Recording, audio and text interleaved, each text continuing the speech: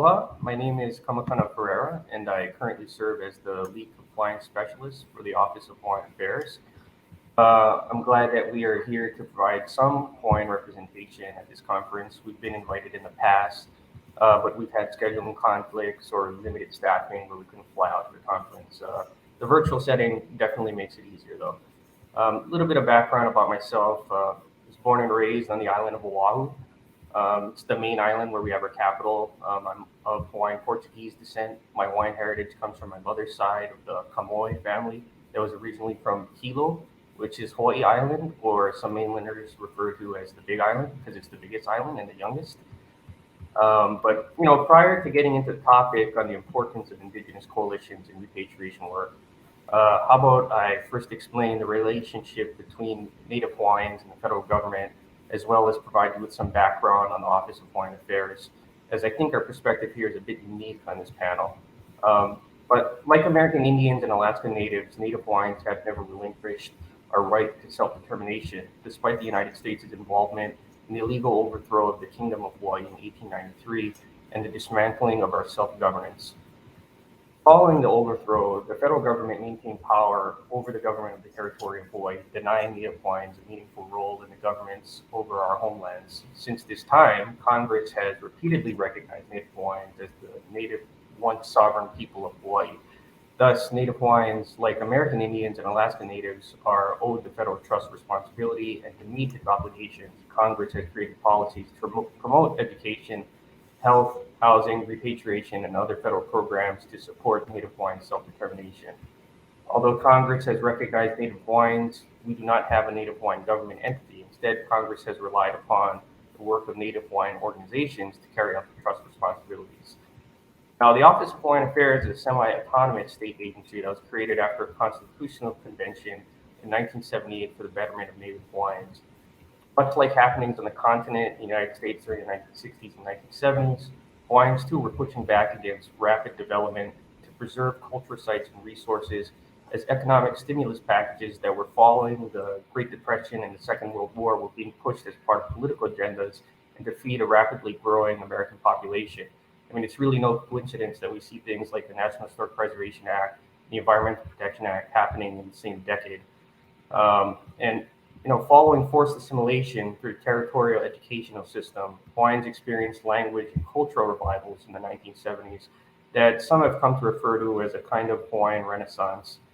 Unfortunately, I mean, there are periods of time preceding this where the Hawaiian language wasn't even allowed in our schools. I remember my grandmother telling me stories about that, and it seems so unreal now with how far we've come, but it was a reality for a lot of Hawaiians in Hawaii.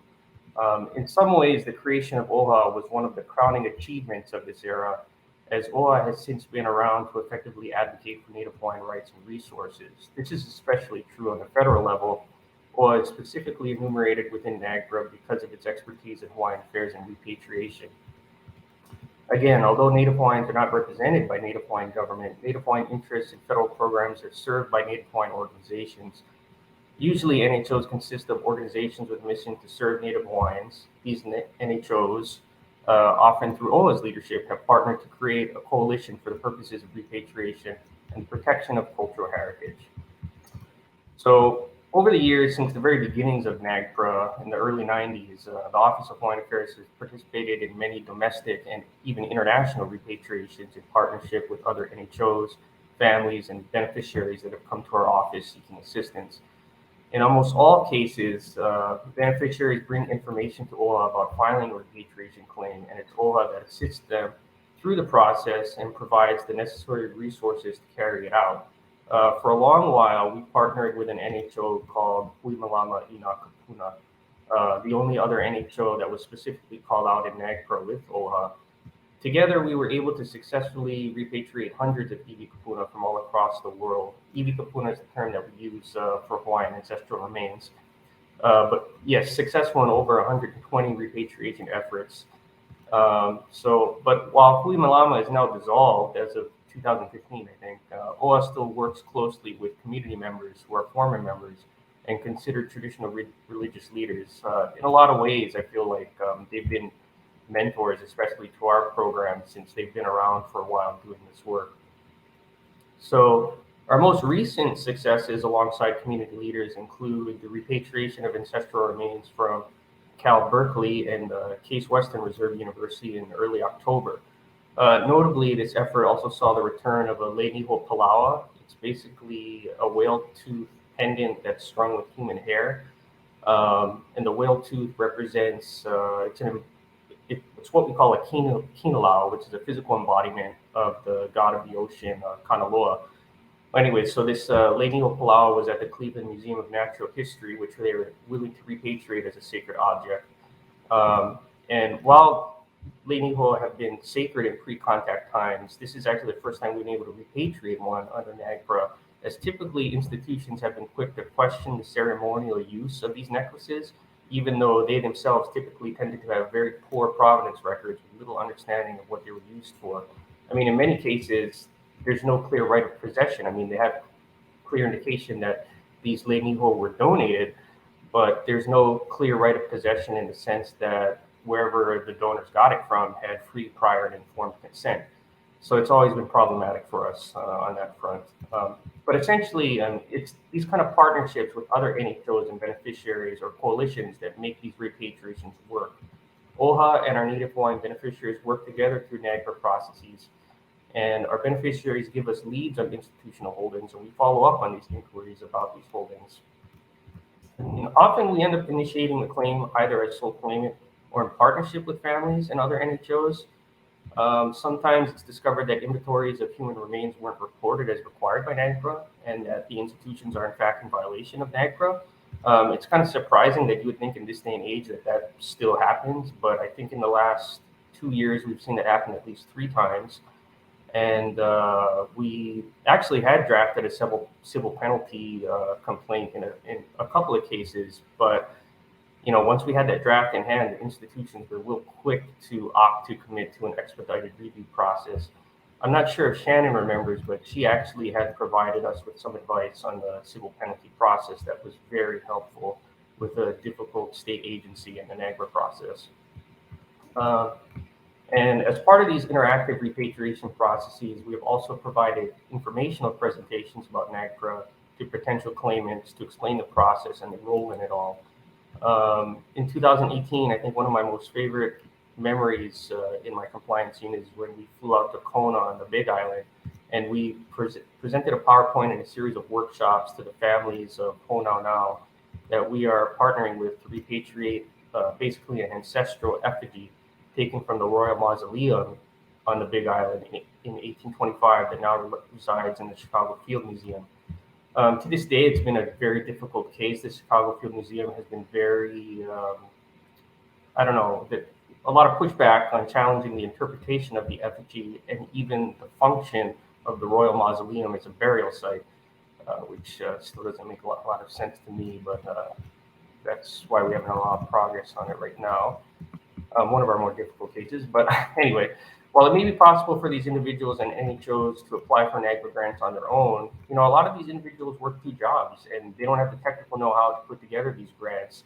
I mean, Hawaii is a very high cost of living. And unfortunately, a lot of Native Hawaiians end up moving away to the continent to try and, experience different opportunities and a lower cost of living. Personally, many of my family and friends have moved. And also, there's been times where I've had to work 2 jobs just to make ends meet here.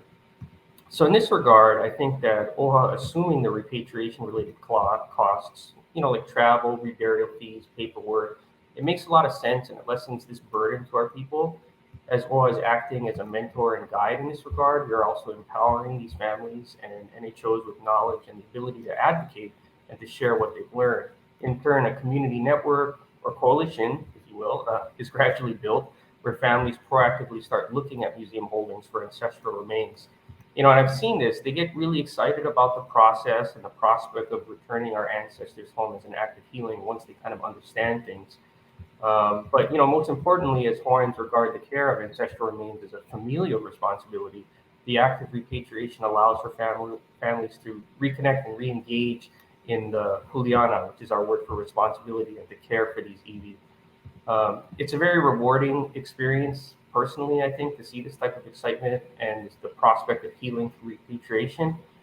And again, when our beneficiaries find this information, they share it back with OA, and then we do the heavy lifting in terms of the resources needed to actually carry out the claims.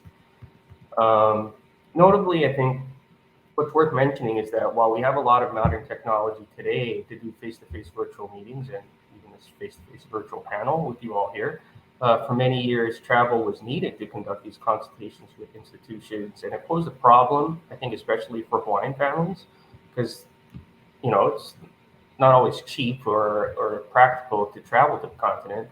And but it's important because these face-to-face consultations are the best way, I think, to talk about repatriations, as it's a highly emotive issue. And in my experience, there's been absolutely no substitute for in-person consultations, as they have the ability to better convey emotions. I've personally seen this, especially, I think, on international repatriations, where there may be a language barrier, but they certainly understand the body language and the emotions that are expressed in some of these consultations. So, these iwi kapuna and the cultural and funerary objects that we see contribute to the very essence of our native identity. In this regard, OI has consistently provided travel support to beneficiaries over the years to do consultations and bring our ancestors home. OI has also just recently started issuing iwi kapuna grants to families and Native Hawaiian organizations to apply for and seek funding for burial-related needs. While this mechanism wasn't available before, I feel like it's opportune now, and it'll further empower our people so that they can act more independently and proactively on the repatriation front. Another key player in Hawaii that I should mention in terms of repatriation processes are the Native Hawaiian Island Burial Councils. So basically, each of the major Hawaiian islands has representation on different island burial councils. Many times over the years, OI has worked closely with our island burial councils that were created via Hawaii's historic preservation statute to make recommendations on burial treatments and disposition determinations for Native Hawaiian burials. Typically, the majority of the IBC members consist of elder individuals or those with experience in Native Hawaiian culture and burial practices. And they've also served as fellow claimants in NAGPRA claims and provided advice on reburial locations, temporary curation, identifying descendants, and reburial methods. Most recently, I think right before the pandemic, we had brought back about 21 iwi kapuna from the Duckworth Laboratory of Cambridge University. I believe it might have been the first time we repatriated to Indigenous peoples. And the burial councils were very instrumental in the temporary curation of those iwi when they were brought back. Unfortunately, where they were originally taken from, it's state land, and it's been turned into a statewide, a state wayside park. I don't know if anybody's familiar with the Pali Lookout, but it's a very attractive tourist spot. And so what we'd like to do is construct a burial vault, and but the permitting and funding associated with it's taking a little longer than we originally thought. So the Burial Council has been very instrumental in making recommendations on how to temporarily handle the iwi until they're ready for their final resting place in the burial vault. In terms of expanding our partnerships and areas of improvement for OHA, we do have Hawaiian associations on the continent as well. I think over the years, they may have been overlooked in some circumstances, and in certain areas, as I mentioned before, Hawaiian families have departed Hawaii. But we try to reconnect with some of them, especially on active repatriation claims. Most recently, there was a Hawaiian association in Chicago. We did a face-to-face consultation in 2018 with the Chicago Field Museum for the claim I mentioned earlier. We included those Native Hawaiians on the continent as part of the consultations with the museum, and they were very supportive of the claim and the interactive process. And we've maintained contact with them to see if we can provide workshops on the continent, or perhaps if they could come out to Hawaii to experience some of the workshops that we have here. So there's still a lot of work to do in that respect. In building those continental coalitions with other Native Hawaiian organizations that are up there, but they're out there. And so I guess with that, I'm going to conclude my presentation here. Thank everybody for their time. Looking forward to continued dialogue on this topic and hearing from the other panelists. But yeah, please let me know if there are any questions at this time regarding OHA's work, our repatriation process, or yeah, thank you very much.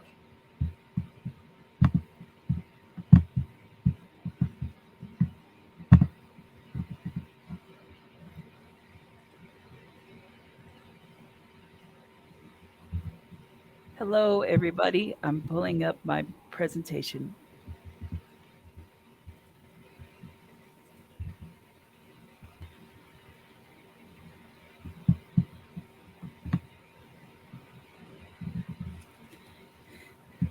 Hishjay, Stongo, RaeLynn Butler, Jahojifkidos, Amalegida, Wakogi, Almadowa, Pakan Tallahassee. My name is RaeLynn Butler, and I'm from the Raccoon Clan, and I'm from Peach Ground Tribal Town, and I'm a member of the Muscogee Creek Nation, and I serve as the manager of the Historic and Cultural Preservation Department. I'm happy to be here today to talk about tribal coalitions and how important they are. And I wanted to share about the Southeastern Tribal Alliance for Repatriation and Reburial. This is what we call STAR. We sometimes call it the STAR Alliance. And this is our logo. We're a very new organization. Our vision is that we acknowledge that we have many shared values and shared tribal histories and lands, and that working together that we could support one another in our repatriation efforts. And there, one of the key aspects of our tribal coalition is that many of our tribes are removed from our homelands, and so we're pretty much out of sight, out of mind, and so we're oftentimes also working alone, and as well as the other stakeholders in the NAGPRA process, federal agencies, institutions, museums, they're working alone too, and so there's high importance on tribal consultation and bringing everyone together because they're so far apart physically. But this is one of the visions for our STAR Alliance. We have several tribal partners that are part of the STAR Alliance, the Choctaw Nation of Oklahoma, and thank you to Deanna Bird and Ian Thompson from the Choctaw Nation who have really spearheaded this effort and helped us with the tribal website or the website for our organization. We also have other Mississippi tribes, Choctaw tribes, Mississippi Band of Choctaw, the Jenna Band of Choctaw, the Chickasaw Nation, the Muscogee Creek Nation, Eastern Band of Cherokee Indians, the Coshada Tribe of Louisiana, the Alabama Coshada Tribe of Texas, and the Seminole Nation of Oklahoma. These are official partners, and there are many other tribes in the Southeast that have participated in the STAR Alliance and will be joining soon. We have worked with the Seminole Tribe of Florida, and there are other tribal towns, Thopthaco Tribal Town, and also the Keleji Tribal Town.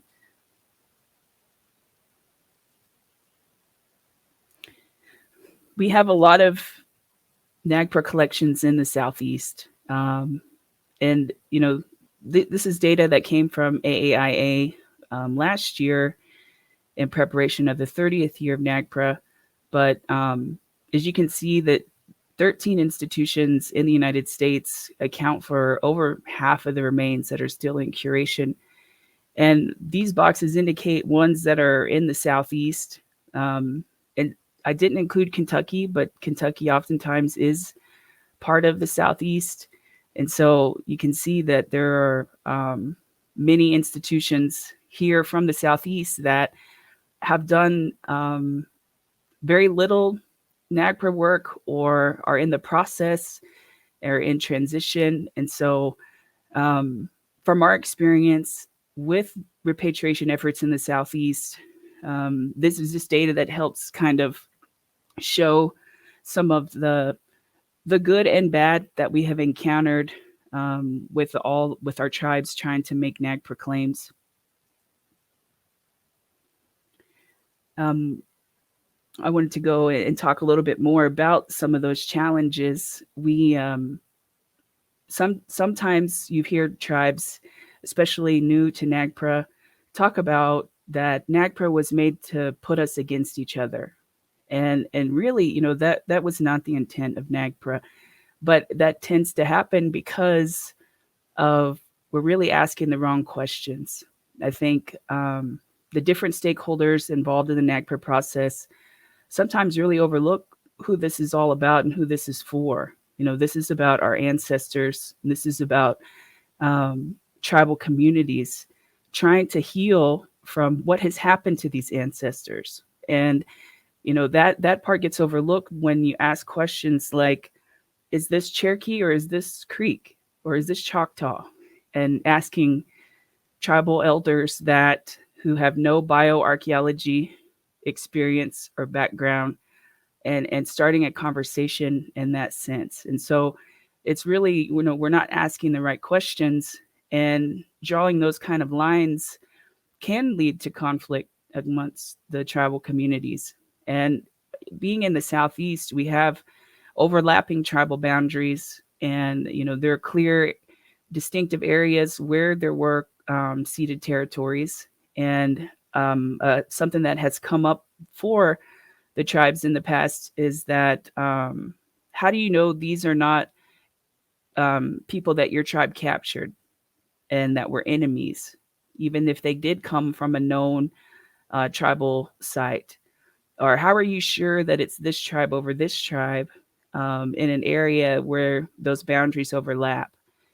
And in a sense, kind of putting tribes against tribes. And so, and when you're in a situation like that, it can be hard and takes a lot of time to go through those issues, to work with one another.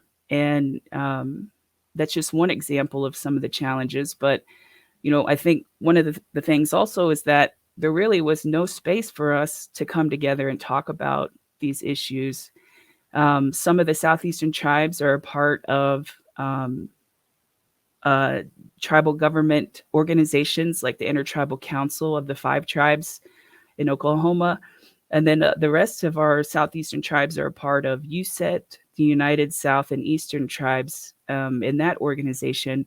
And so there would be communication amongst tribes at those quarterly meetings, but nothing really for all of us in the region to come together to talk about these kind of things, to help mentor new TIPOs or new people coming into these roles, and to really help one another. And so it really came from a lack of us being able to come together to start the Star Alliance. And for us, we now we meet quarterly, and we or as needed if there are issues that come up.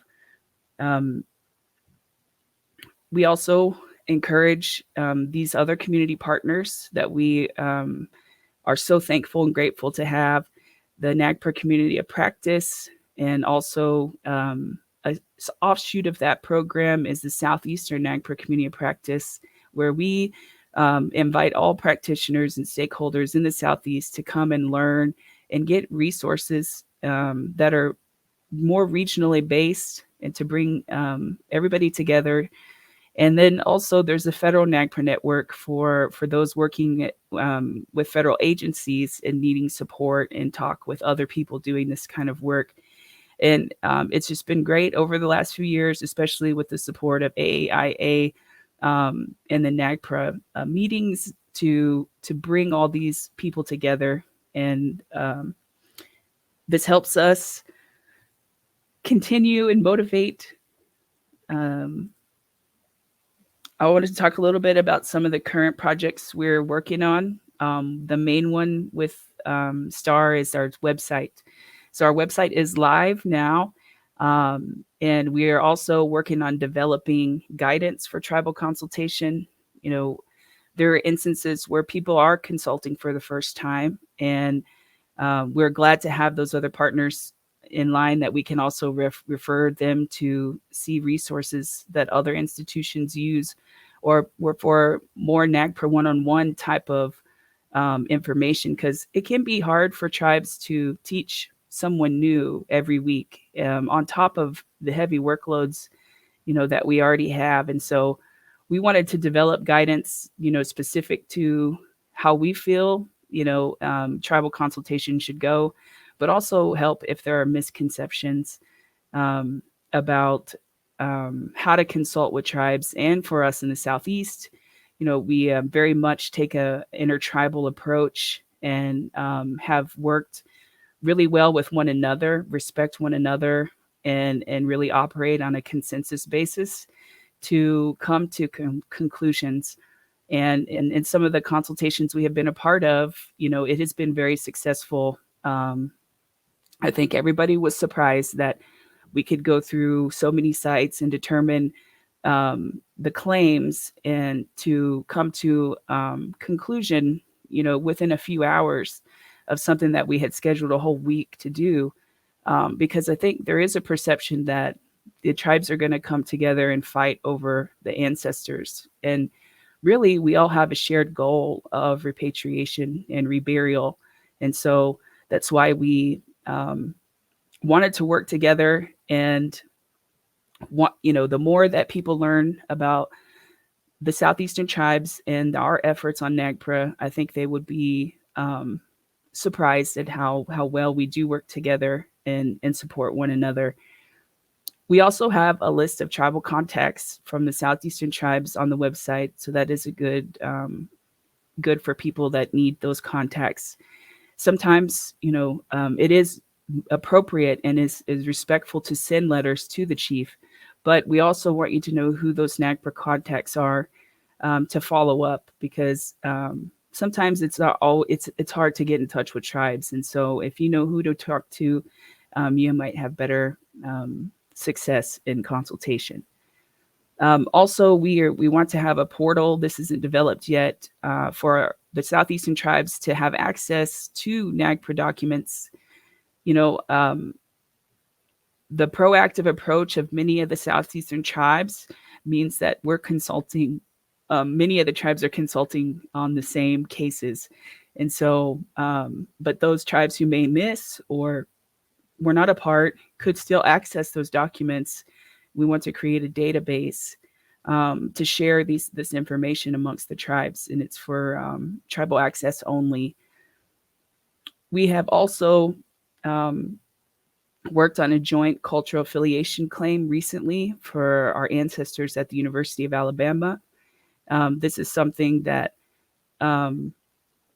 has took a lot of time. I would say we've been working for over the last year on really coming together, really building our evidence and our support for one another to make this claim, because we've had challenges and with the university, that we have also requests of a NAGPRA review committee finding of fact for the cultural affiliation claim in this case. And so we'll talk more about this and have the tribes go over this claim in one of the next NAGPRA review committee meetings. But this is one of the bigger projects that our coalition has tackled. And I think that we have been very successful, especially in eliminating, I think a question that always comes up is which tribe belongs to, which tribe is these items go to? And everybody wants it to go to one person or one tribe for some reason. But, we really want to make the case that we all are culturally affiliated, especially to these earlier time periods, and that this is an approach that has helped us come together and work with each other to try to, our end goal is repatriation of our ancestors and their personal belongings. And so it's been a big project, and I'm proud of working with these tribes and all the work that we have put in to carry out the NAGPRA process here. We also do research requests, reviews. So if there are requests that have come in from archaeologists or graduate students that are wanting to do work on NAGPRA collections.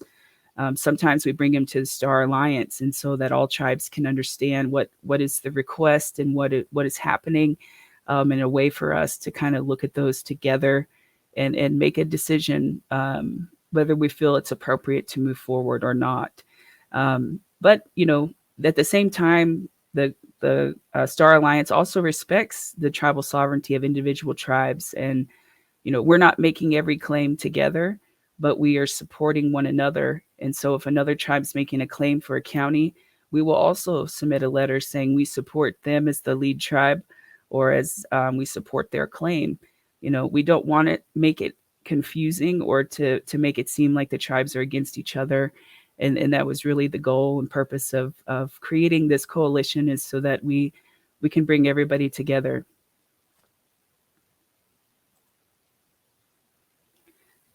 Here are a few contacts for the Star Alliance. They're also on the website, and we hope to be adding more content and look forward to working with you all. If you reach out to anyone on this list, they're going to be more than happy to direct you to the appropriate people and put you in touch. So we really believe that the alliances and the coalitions serve a great purpose, and that there's more power and unity when the tribes come together. And so we appreciate talking about this today, and happy to answer any questions at the end. Thank you.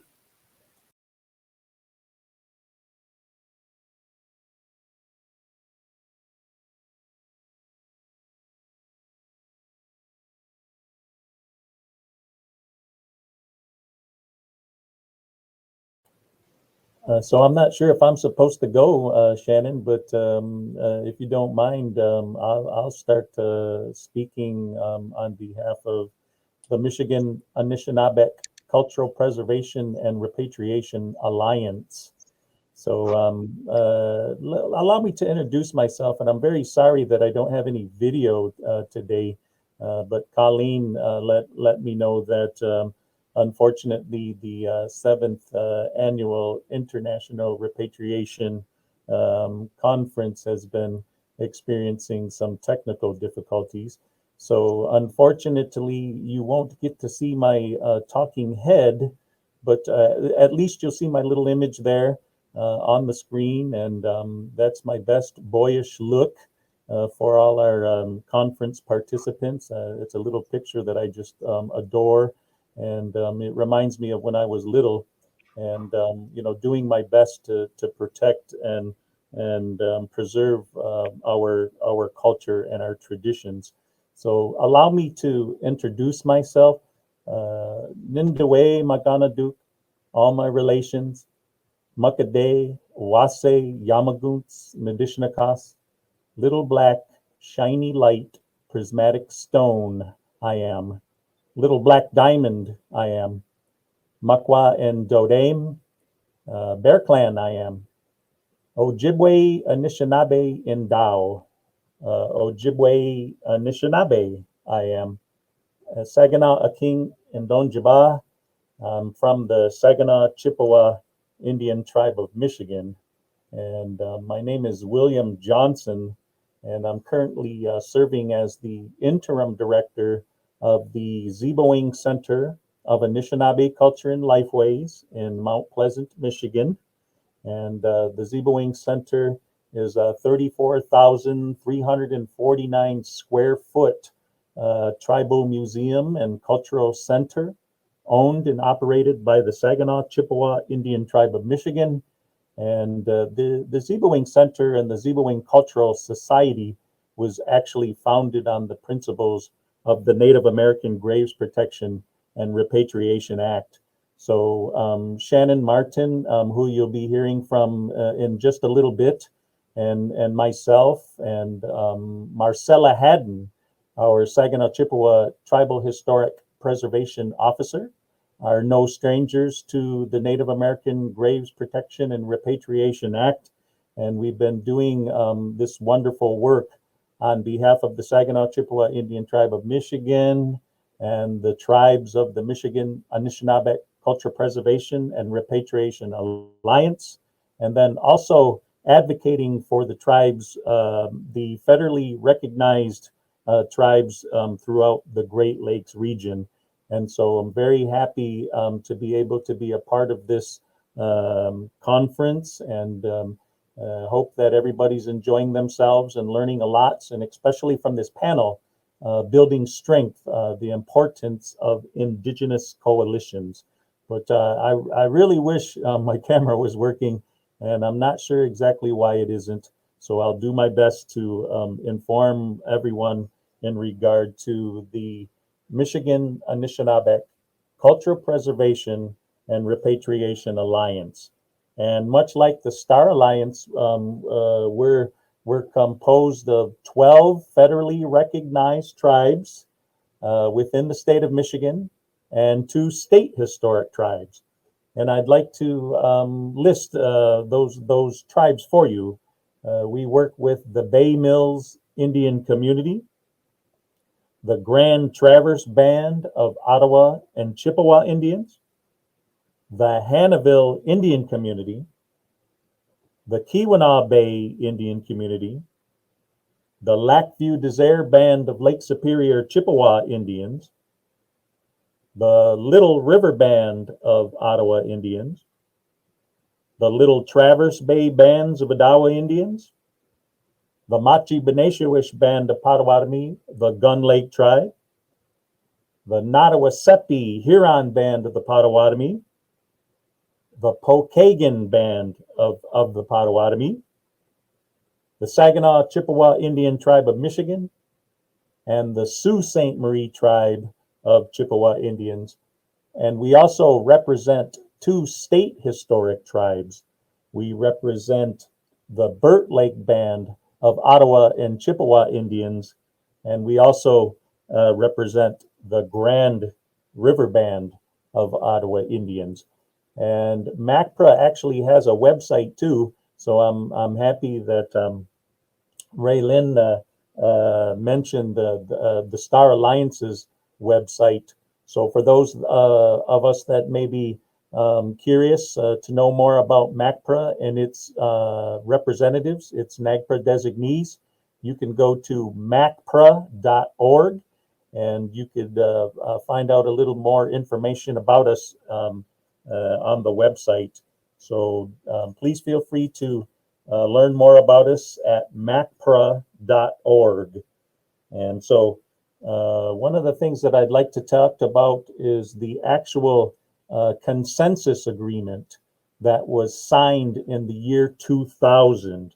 And all the federally recognized tribes in the state of Michigan signed this consensus agreement in regard to the repatriation of our Native American ancestral human remains, all funerary objects, all sacred objects, and of course, objects of cultural patrimony, and that would include all NAGPRA eligible cultural materials.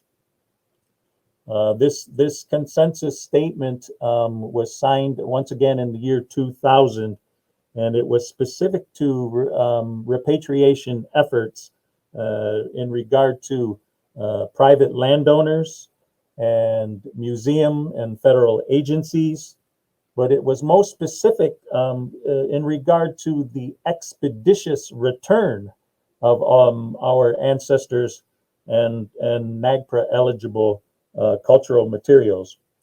And the actual consensus statement makes a most profound statement in regard to that the constituent tribes of MACPRA are actually the experts in determining cultural affiliation, because we know how sometimes that is most difficult to prove when we're working with museums and federal agencies. And I'm most impressed that the founding fathers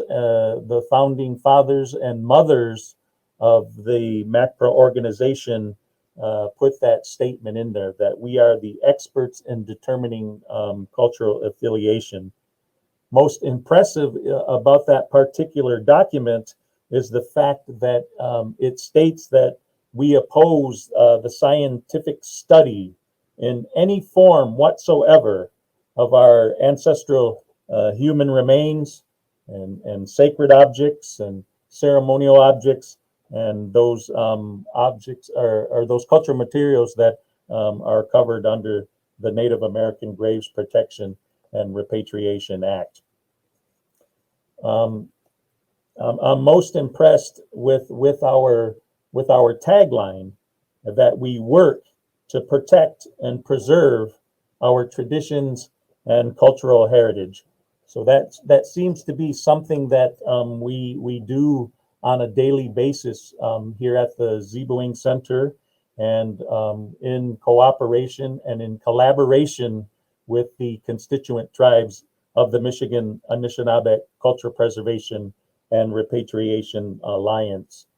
I'd like to, at this time, make mention of our executive officers, and our Madam Vice Chairwoman is a tribal elder from the Lackview Desert Band of Lake Superior Chippewa Indians, and her name is Giwe Gijagukwe Martin, and she also always lends a most sympathetic ear and provides great and constant and consistent guidance in regard to the repatriation of our ancestors and the associated NAGPRA eligible cultural materials.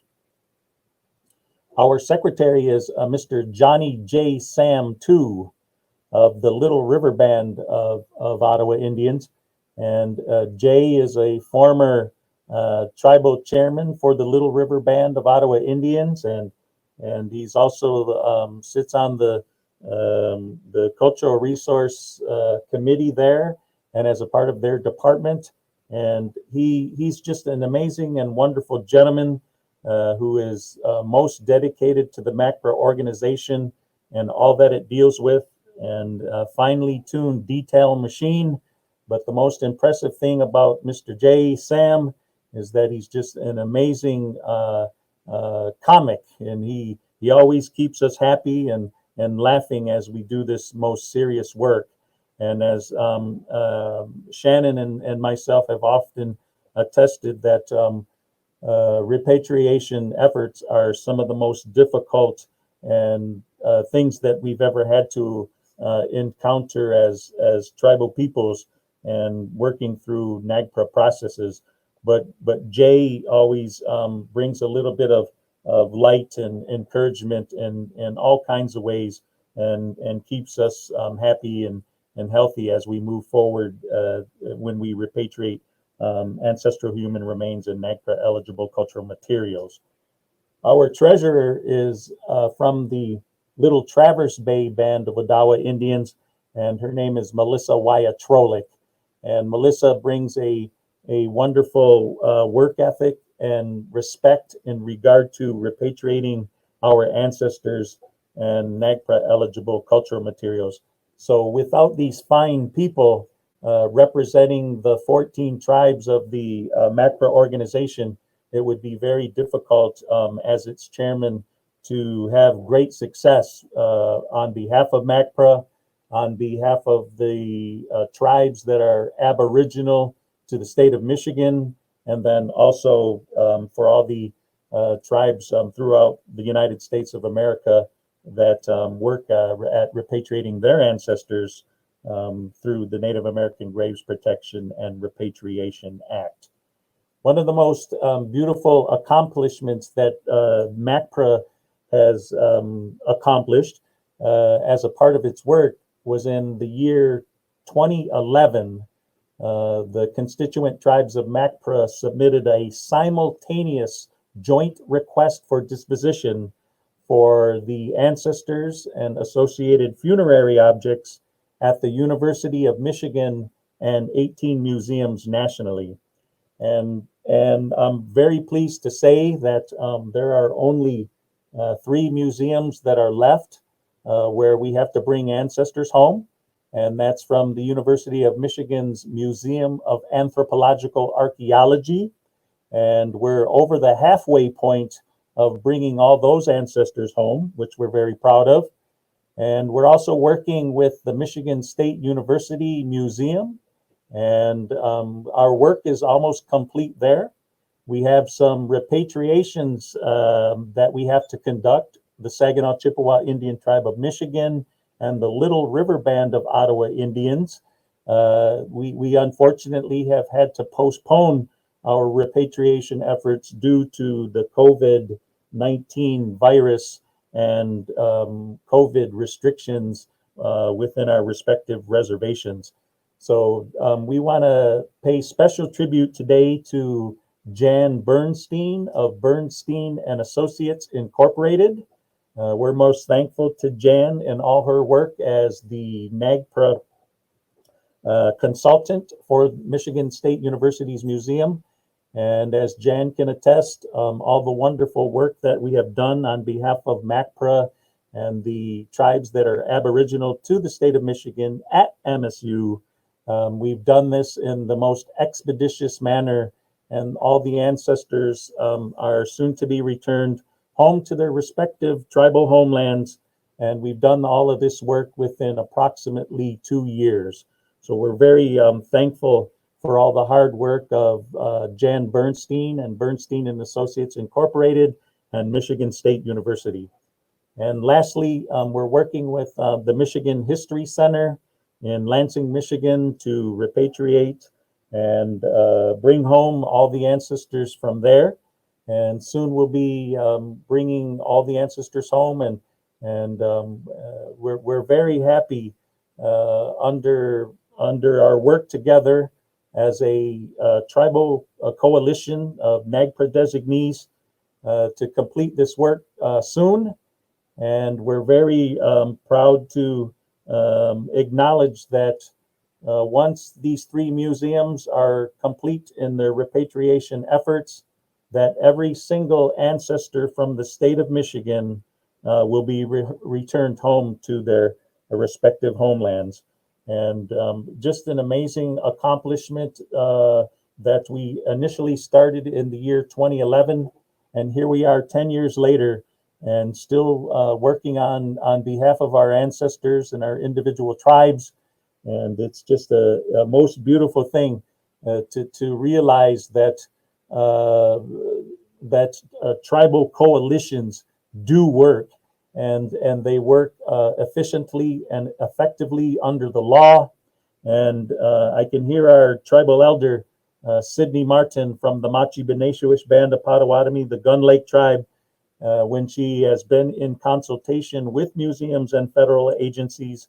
And she commonly has repeatedly said, just follow the law. And that's what we do as NAGPRA designees on behalf of our individual tribes. And it is known to us that museums and federal agencies attempt to thwart our efforts and doubt our knowledge of NAGPRA law, but oftentimes they quickly realize that that's a tack that won't work with the Michigan Anishinabe Cultural Preservation and Repatriation Alliance.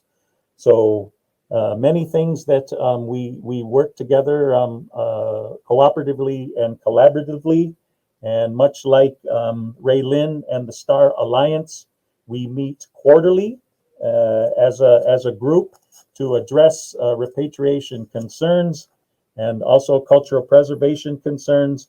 And one of the things that we're most happy that we're working on is we're working with the Peabody Museum of Archaeology and Ethnology in regard to the repatriation of associated funerary objects that belong to the ancestors that we repatriated in the year 2016. In 2016, the Peabody Museum of Archaeology and Ethnology, they kept the associated funerary objects of our ancestors and did not repatriate them at that time in 2016 because the Secretary of the Interior recommended the return of all associated funerary objects with those ancestors that were deemed culturally unidentifiable. And so here we are 4 years later, 4 to 5 years later, beginning the processes to repatriate the associated funerary objects that belong to our ancestors. So that's one of the things that is on our agenda coming up at our next quarterly meeting. And I just wanted to make folks aware of that situation. And with that, I will hand off the presentation to Shannon Martin. Bujun in the Wainamani Duk, Nungle Quen de Shnikas, Bujon de Dem, Machi Beneshi was Pottawatomi, Minwa Lakuta Ray, Lake Superior, Ojibwe, and Anishinabe, Kwe and Dao. Waba Jo Ziibiwing Donjiba, Shaganashi Moin Majima. Good afternoon, everyone. My name is Shannon Martin. Introduce myself to you in the language. I am Lynx clan and an enrolled citizen with the Gun Lake Pottawatomi, the Machi Beneshiwish band, and a descendant of the Lakudere band of Lake Superior, Ojibwe on my father's side. And just want to acknowledge the words and the wisdom from the previous speakers and acknowledge all of you for bringing your heart and good spirits and minds to this most essential work, and miigwech to the Association on American Indian Affairs for providing the time and the space for us to have these conversations and learn from one another. A little bit about my history. I have been involved with taking care of our ancestors for 46 years. So I'm 51 years old now. So I began this beautiful work when I was 5 years old. And being 5 years old, came to understand the connection and the responsibility we have to them. I grew up in a predominantly farming community, a rural community in Southwest Michigan and Gun Lake Pottawatomi territory. And my grandmother, a boarding school survivor from the Mount Pleasant Indian Industrial Boarding School, still retained our beautiful culture through her art of basket weaving, black ash basket weaving. So my grandmother, Nan, was pretty well known throughout the region for her baskets. But our family was probably more well known as being a Anishinaabe family, and one of few here in this area.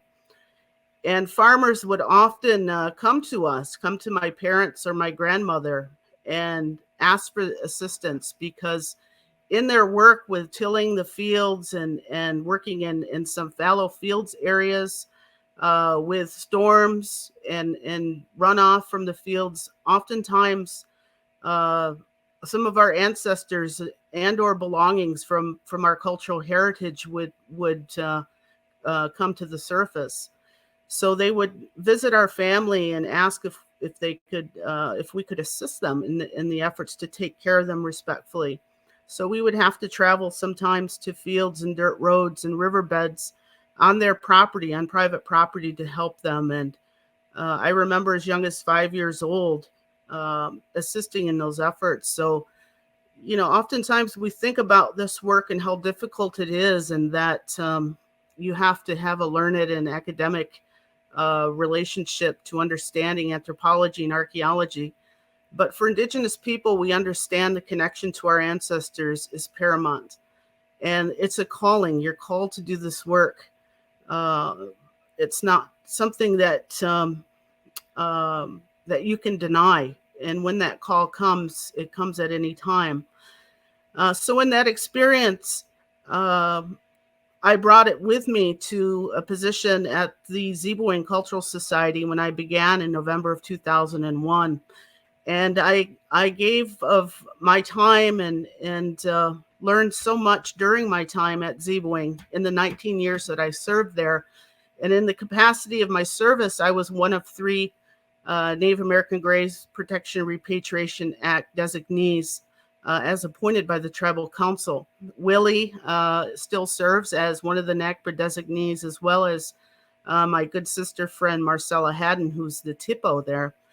But I left Ziibiwing in January of this year to pursue my own efforts to be a consultant and to move back home to my Gun Lake Pottawatomi territory, as my parents are getting a little up there in age, and I wanted to move closer to them and my family. They're going to be celebrating 60 years of marriage this December, so I'm engaged with making sure we throw a nice little open house for them coming up here in a few months. But the experience I had at Ziibiwing was significantly has changed my life. The work I did as a child and teenager to help our ancestors was vastly different than working in a tribal capacity and with other tribal representatives to effectuate NAGPRA with institutions. And that work, the emotional toll it takes on you to do that work can never be explained. But it is through the alliances and coalitions and working together with your fellow relatives that makes the work a little easier.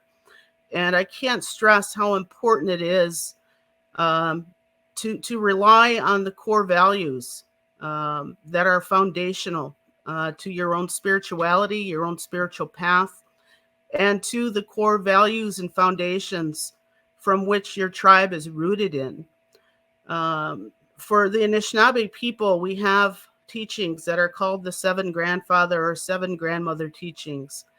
And we would evoke these teachings in our approach and in our work for our ancestors and with one another as tribal representatives from various tribes. And those core teachings are love and respect, bravery, truth, honesty, humility, and wisdom.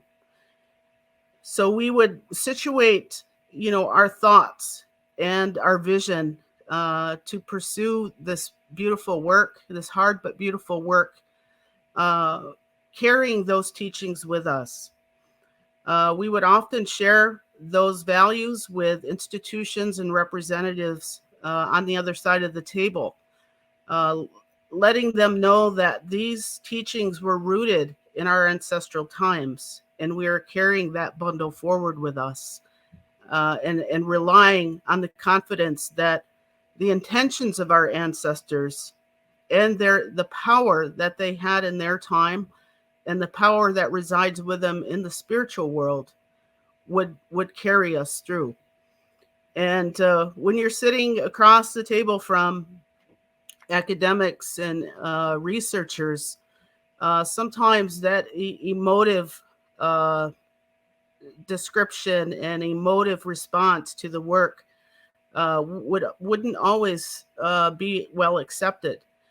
But we had to say those things because those things made us more powerful as a coalition, as an alliance of tribal representatives working together.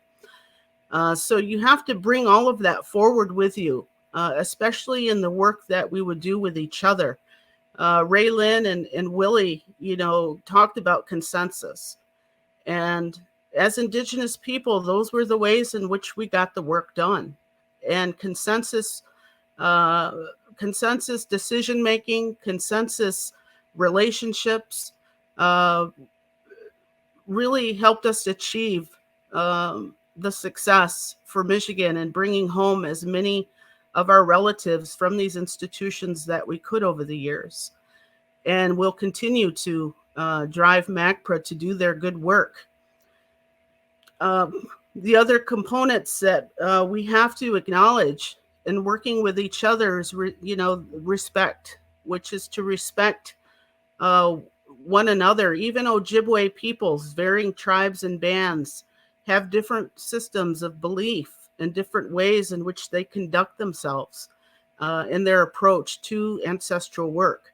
So it's finding and making concessions to work with each other to do the best by our ancestors. And I want to hearken back to a time that made us truly think about what it means to work together as Indigenous peoples. And it was back in 2004, not long after I started at Ziibiwing. And our founding director, Bonnie Echtel, received a phone call from the University of Michigan.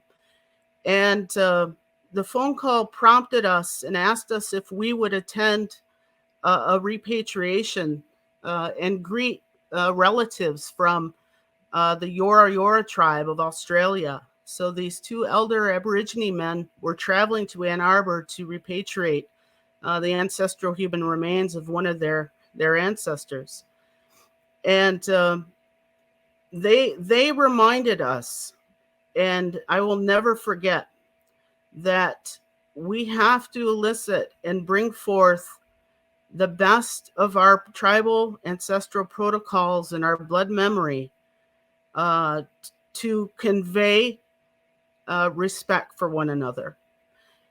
And it was through their invitation and in their words that they said, we cannot, with a good heart, come to your beautiful territory and not have you present when this exchange happens. And moving forward and doing this work, Willie, myself, Marcella now, we've always tried to do that on behalf of the Saginaw Chippewa Indian Tribe of Michigan. When we would travel to repatriate ancestors in Oklahoma, in New York, Massachusetts, we would always try to inform as many of the tribal representatives from that territory as possible that we were coming, and that if you couldn't be there to be with us during this time, we kindly asked for their good thoughts and prayers, but we let them know what we were doing before we arrived. And it was because of those two elderly men from Yora Yora that set Ziibiwing practice on that beautiful path when Bonnie and I met with them, that they reminded us to have true power and strength as Indigenous peoples is to bring forth the mutual respect between us when we're visiting one another or visiting each other's territory. And that can happen in meeting rooms across the country when we sit with one another in consultations. Bring forth the beauty and spirit of your ancestors. And understanding, the work to effectuate NAGPRA is difficult, and it's not going to ever get any easier. Willie mentioned University of or Harvard University's Peabody Museum of Archaeology and Ethnology. That was probably one of the most difficult and continuing a continuing challenge for me in my spirit cases that we ever worked on. I am relieved to know that they're going to give the associated funerary objects back that that should have gone home in 2016. But still, the emotional toll on tribal people to go back and get something again, get their belongings that should have, they should have been sent home with them in the first place. But we couldn't have persevered in that work if we didn't have each other as a tribal alliance. So writing grants to NAGPRA for consultation and documentation, or the repatriation grants to the National Park Service, ensure that you can include as many tribes as possible who have affiliation to the ancestors, especially if you were going after them as culturally identifiable under the 10.11 rule. As much as you can stretch your budget, organize the funding to include as many to participate as possible from the tribes that also call them relatives.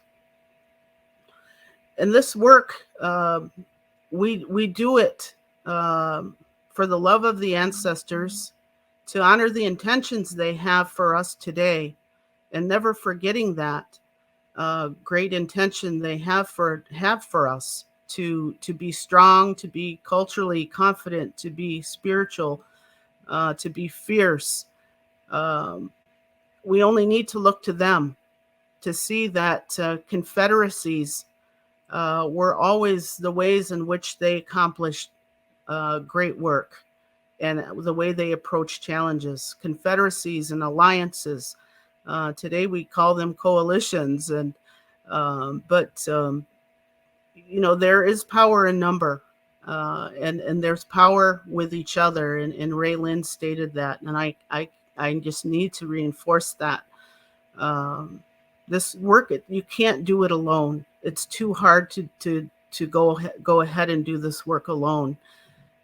So for tribes, set aside differences, work beyond them, make concessions, and bring forth as much beauty in practice and protocol and spirituality as you can to find those common, beautiful, a common and beautiful place that you can work together and move forward. I have one image I'd like to share with you. And this image, I think, will speak to all of us in that we don't do this work for ourselves. We don't do this work for our tribal leadership, but we do this work to honor and restore dignity to our ancestors, but also to honor and respect our future. Because we don't want, our grandchildren to have to pick up this hard bundle to do the repatriation work. And that's why it's so important we think about coalitions and working together, because when we can work together, we can accomplish the work more expeditiously than forging this path alone. Because we don't want to leave this work for them, for these young people that are coming behind us. It's too hard. It really is too hard. And with that, I would just want to say miigwech, and I want to leave you with a quote that I always turn to when approaching the work. And it's by one of our Chickasaw, any Chickasaw in the house. This is from Linda Hogan. And it's her quote. It says, "Walking, I am listening to a deeper way. Suddenly, all my ancestors are behind me. Be still, they say. Watch and listen. You are a result of the love of thousands." So I leave you with that, knowing that each one of you is a result of the love of thousands over the millennia. So miigwech, meet you. And I say to you, a young wamazin, a young wamazin, a young wamazin, a young wamazin. And that means be determined, be fierce, but also be careful on your path.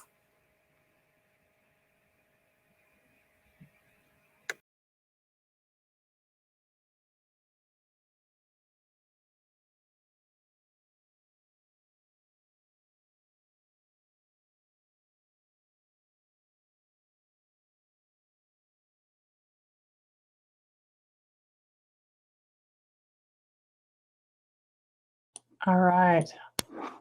Thank you. I hate not being able to hear people clap. I mean, the emojis are great. Keep them coming. But we can't hear anyone. So hopefully, first of all, thank you all for talking about tribal coalition building. This is such an important topic. We do have some folks in the Q&A, so I'll ask these questions for you all. But everyone, if you'd like to actually come up and join the panel members with audio or video, we can bring you up if you don't want to type out a question for folks. So just raise your hand if you'd like that option. Let's start with our questions here.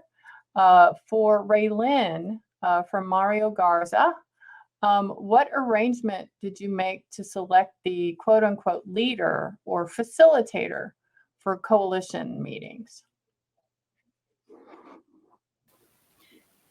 Thank you for your question, Mario. It really came about everyone meeting and the Choctaw Nation offering to host the meeting.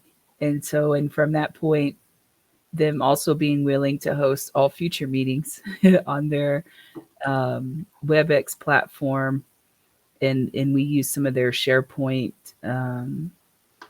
network that they were doing. And so we kind of went from there. But, we're not as formally organized to have, positions like a secretary or who is an official leader.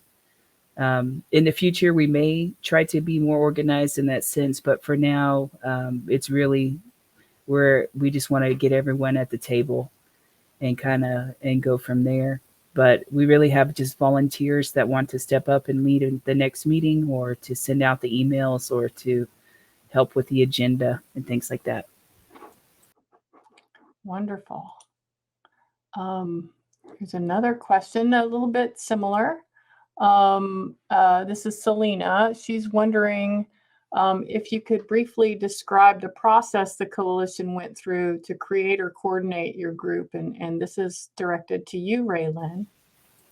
Okay, sure. We, most of our tribes are from Alabama, Georgia, Mississippi, Tennessee, Florida areas. And we consult with federal agencies and realize, you're hearing the list, that there are about 18 tribes, or now some states are in the Southeast are at 22 tribes that have Aboriginal homelands, or once called these places home.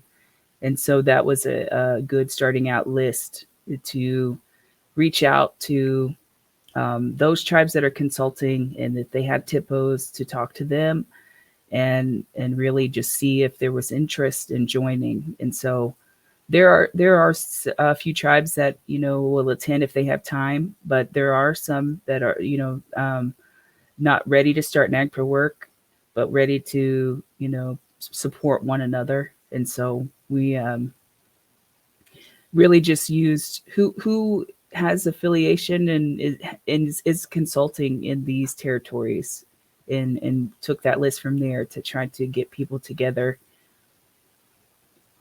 That's great. Thanks, RaeLynn. And I'm going to jump, Colleen, to this question, because it seems to be related to what we're talking about right now. And this is from, who's this? Colleen Medicine, to Willie and Shannon. How long did it take you to hash out the bylaws and consensus statement? Also, how did you get all of tribal leadership to sign on to the consensus statement? Yeah, Colleen, yeah, she's asking a pretty intense question there, because, I came to Ziibiwing in 1998, and I was a fledgling NAGPRA designee in those days. And of course, we had wonderful MACPRA leadership, and we had just amazing folks that were driving the organization as early as 1998. And of course, the consensus statement got signed in the year 2000. So I actually remember when Kyle Crampton, she was our NAGPRA coordinator at the time. She was actually responsible for driving the consensus statement document around to all the governing authorities of the constituent tribes of MACPRA for their signature. And I still remember, she traveling, throughout the state of Michigan for those signatures and stuff. But, I want to say that the consensus statement and the MACPRA's bylaws were formalized over 1 to 2 years prior to my arrival to Ziibiwing and during the time when I first started. So I'm not sure if that answers your question most specifically, Colleen, but one of the things that I really have attempted to do as MACPRA's chairman is to sit with these founding fathers and mothers of the MACPRA organization to detail the history of the organization at in its most earliest forms. And we've gathered information here and there, but that's one thing that we really honestly have to do is to be able to piece that early history of MACPRA together. Shannon, did you want to add anything to that? Well, it predated my time as well at when I joined Ziibiwing in 2001, but did not predate the aspect to travel to each community and meet with the people, bring them a gift. The gift giving is essential. So whether it's a pouch of tobacco, a bag of wild rice, or a jar of maple sugar, but traveling to each community and meeting directly with each designee, each representative, and talking through what needs to be accomplished and give them a gift.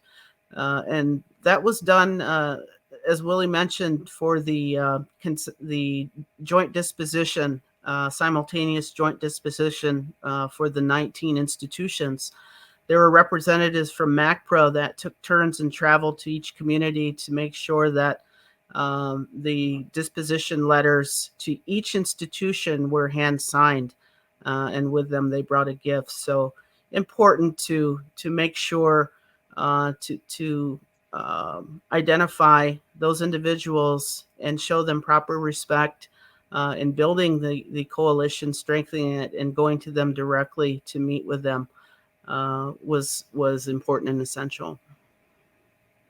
And just to interject briefly, Shannon, Johnny J. Sam too, our MACPRA secretary, actually signed the original consensus statement on behalf of MACPRA in the year 2000. So, Shannon reminded us, that we're actually, as Anishinaabe people, we're called to do this work.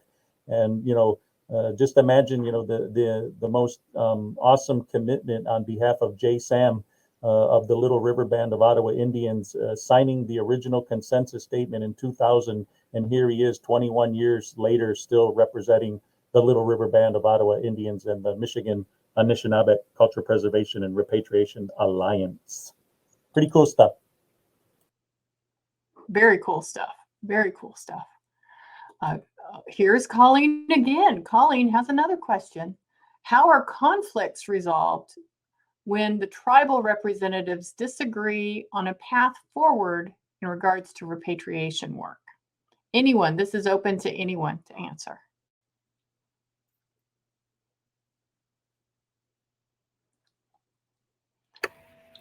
It's when you bring in the elders. Rely upon your elders, your spiritual people, bring them into the process, because they oftentimes bring forth a vision and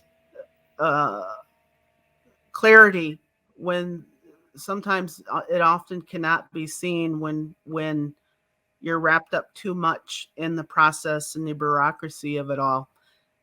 So tribal elders often see through the weeds. Yeah, and if I could just say that, who I'm thinking about right now is Marcus Winchester, and he's a NAGPRA designee from the Pokagon Band of Pottawatomi Indians. And I've never worked with a gentleman with such a calm demeanor. And there have been times when MACPRA has been doing its work, and of course, the one issue that the tribes can agree on is all wanting to be the one that is serves as the authorized transfer recipient in regard to when our ancestors come home and are repatriated, and so it's always a delicate balance in regard to being able to agree on who will serve as the authorized transfer recipient. And time again, Marcus Winchester will bring his cool head and his wisdom as a young man, and then he always kind of influences the tribes to to keep a cool head, to keep your eye on the prize, and to work cooperatively and collaboratively when it comes to bringing home the ancestors in a good way, in an Anishinaabe way. So I have to appreciate what Shannon is saying, that, you know, oftentimes we rely on the elders to help us in that regard, but oftentimes the younger tribal citizens, you know, really come to the fore and remind us of our traditional ways of life and how we operate as Anishinaabe people. Kamakana, would you like to add anything to that? Sure, because we've certainly had our share of disagreements amongst NHOs. I think there are some similarities here. Like most recently, there was a debate amongst NHOs on what to do with those EV that were returned from Cambridge in terms of temporary curation. And so that disagreement was taken to the Island Burial Council, which is, as I mentioned earlier, made up of elders, and they're very helpful in sorting through that argument. So the Island Burial Councils are definitely one way of resolving that type of conflict. I mean, other ways, I mean, Hawaiians have what's called ho'oponopono. Sometimes, it's a sort of disentangling process when there's disagreements amongst ourselves, and sometimes it happens on repatriation matters. Some people have different views on what should be done, even with funerary objects, whether they should stay at the museum or be put back to where they originally came from. And so sometimes that ho'oponopono process helps to disentangle those emotions and set a better path forward. And then in some of our more long-running cases, it's the newer generation that has a change in stance, I think, from the older generations that have passed on, and some of those disagreements amongst older descendants. The vibe has changed on some of those long-running claims that we have with the military here, and we're finally getting progress on some of those. I mean, some of those, I mean, there's been EV sitting at the Bishop Museum for like over 30 years that were already repatriated, but because of disagreements amongst the claimants, they sat there. And only recently are we seeing resolve on that, because it's the newer generation that wants to let go of some of those things and just see these EV finally put to rest. And as my boss says, sometimes it's like that's what for whatever reason, that's what the EV desired, and that's the path it is. So yeah. Thanks, Kamakana. RaeLynn, should I ask you this question? Sure, I'll take. About conflict? You know, when you talk about consensus, you know, when you conflict arises, it just means you got to meet much longer and really discuss things. And, you know, a lot of the issues we're dealing with, though, are higher level or bigger picture. So we are all in agreement moving forward on certain things. And, you know, one thing about the coalition that we are, you know, distinctive tribes, and a lot of the reburial part takes place by the distinctive tribes. And so the questions about whether to do this or do this and reburial practices, you know, that's not something really the coalition is at this point taking, you know, weighing in on. You know, those are very private, and we respect the sovereignty of those tribes and those elders to carry out those processes. And so we're not really bringing every aspect of NAGPRA process to the coalition. We're really working on things that we can do together to improve implementation and to eliminate barriers of competing claims or any kind of conflict. And so we haven't really run into a situation yet where we're really disagreeing or having to handle things because we're not really tackling the some of the issues that you might have various views or opinions on certain aspects of NAGPRA. And so I know it's not perfect, and moving forward, we may have conflicts, but, you know, as of right now, we really try to focus our energy and goals on what is going to be good for everybody and trying to get some of those accomplished. Excellent. I think we have time for one more question from Melanie O'Brien. Have any of you been challenged by museums when making requests as a group, a coalition, etc. How did you respond?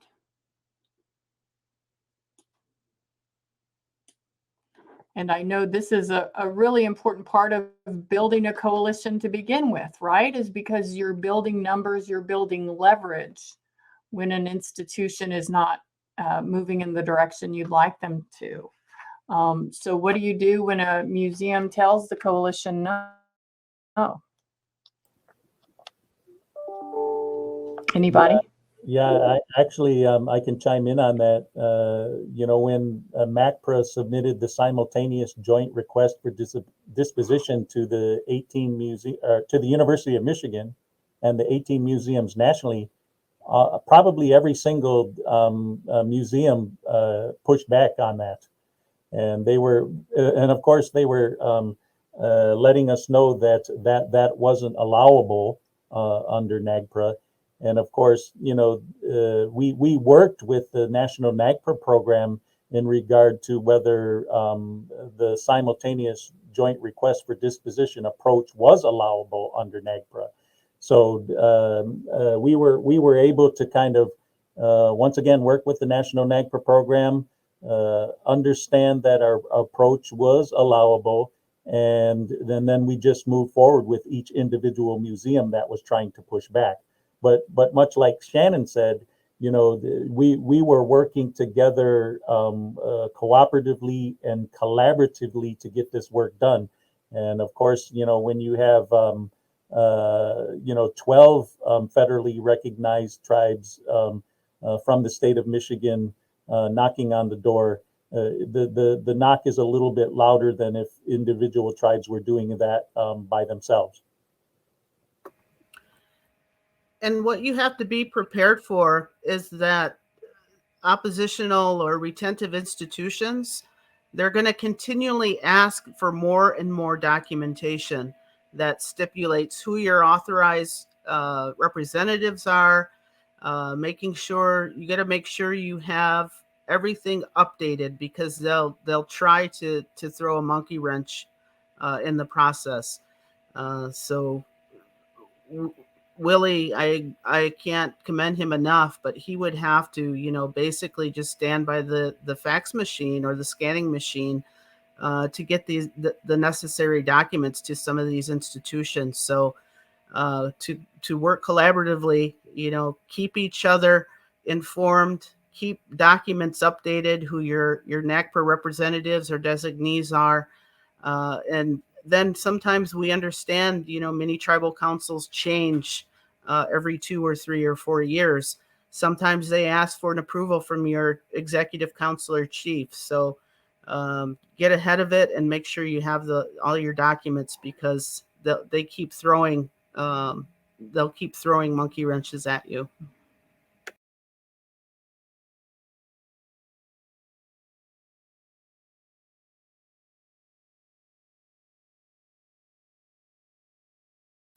I would just add, we're in the process of one of the joint claims, and the institution at first said they would only repatriate to one tribe. And so we provided guidance from National NAGPRA outlining, what the intent of the law is and how things work, and that it is possible to do this. In other instances, when it comes to the red tape part and making sure that all the I's and T's are crossed, that we were okay with repatriating to one tribe, and then we would do the reburial together. And so we found ways around, those that only wanted to do it to one tribe, to make it work for us and our communities. So, but it is something, I think, having examples and really, you all in the Great Lakes laying the groundwork to help folks like us that are just starting to see what kind of strategies and things that were done to help, that were successful. And so we hope to implement similar strategy. And then if I can just interject briefly, everyone, one of the things that MACPRA did when they submitted that simultaneous joint request for disposition to the University of Michigan and the 18 museums nationally, we actually traveled to Baraboo, Wisconsin to meet with the Wisconsin Intertribal Repatriation Committee to let them know what we were doing. So when Shannon was talking about, every time we went into another tribe's ancestral homeland, we would let them know that we were coming and we were hoping to get things done cooperatively and collaboratively. So I just want to say that last piece, and I would kick myself if I was remiss in saying as much. We're starting the polls right now as we close up our panel. So please smash that yes or no button and let us know how you feel about this panel. Kamakana, do you have any final words? I want to give you an opportunity to thank you. I appreciate that because I got to step off in a moment for a Section 106 meeting. But on that topic of joint claims, we haven't really had any problems with joint NHOs going in on claims. In fact, I feel like sometimes we've gotten the reverse. We've gotten requests for whether or not there's any more claimants. And sometimes it's slightly frustrating. I mean, in the case of the Chicago Field Museum, I mean, admittedly, yeah, there should probably be more descendants that could claim that particular effigy that's in question. But it's really those families in Honaunau that have been caring for that royal mausoleum for maybe over 100 years that really have the kuleana, the sense of responsibility to make that claim. So it's kind of frustrating that the museum would ask us to seek out other descendants in that case, which we have. We've gone out of our way to seek out other descendants, and in the end, they basically deferred to the ones that have stepped forward.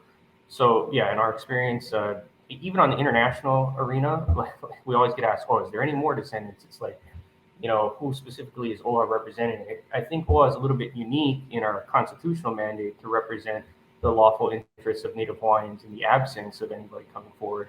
But yeah, quite the opposite in our case. But yeah, with that said, I need to step off the panel for Section 106 meeting. I apologize, but I had a really great time and I learned a lot from all of you folks. Thank you. Thanks, Kamakana. Thank you very much. And Melanie O'Brien says there's a lot of power in the example of OHA and NHOs in the act as a coalition. So you all are the prime example, the primary example. We still have a poll up. Smash that yes or no.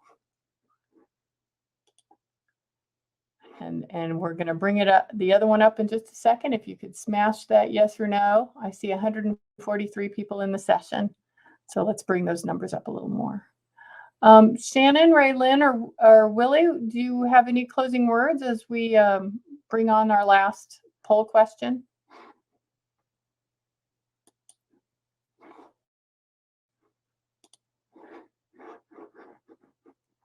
Or are you tired and you're ready to go? Bado to everyone for attending.